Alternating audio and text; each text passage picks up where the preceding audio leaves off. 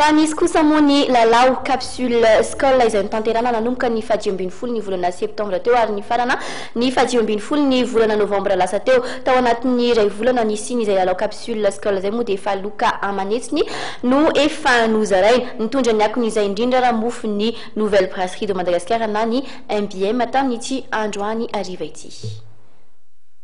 Tsara ny fandraisana anjaran'ireo mpanjifa fa tamin'ilay lalao capsule scolaire izay nitanterahana ny 15 septambra hatramin'ny 15 novambra lasa teo. Nahatratra hatramin'ny 570 tokoa teto Madagasikara izany lalao izany raha toa ka manodidina ny 900 zany any amin'ny firenen-kafa. Io ny fantatra nandritra ny valan-dresaka amin'ny mpanao gazety izay nikarakarain'ny Nouvelle Brasserie de Madagascar na ny NBM tetsy amin'ny Lantana Resort izay etsy Mahamasina io ariva io.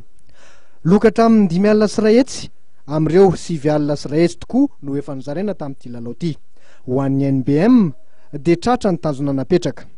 Ankoatran'ny tavoahangy sy gody scolaire izay maro be tokoa dia nisy téléphone portable 520, téléplacement 530 ary moto tsy mataho-dalana 520 nozarainay.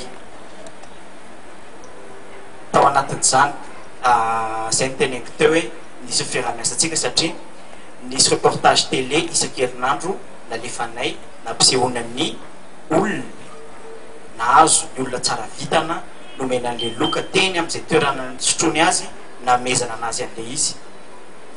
Dia nisy amanjatony réanimation nataonay tany amin'ny point de vente reny.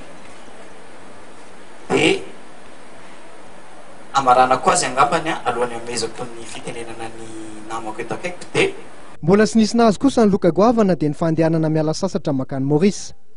Noho izany dia mikarakara lalao faninanana ho an'ireo mpivarotra miara-miasa amin'indray ny NBM ka izay mahafatra fo indrindra no mahazo ity loka goavana ity.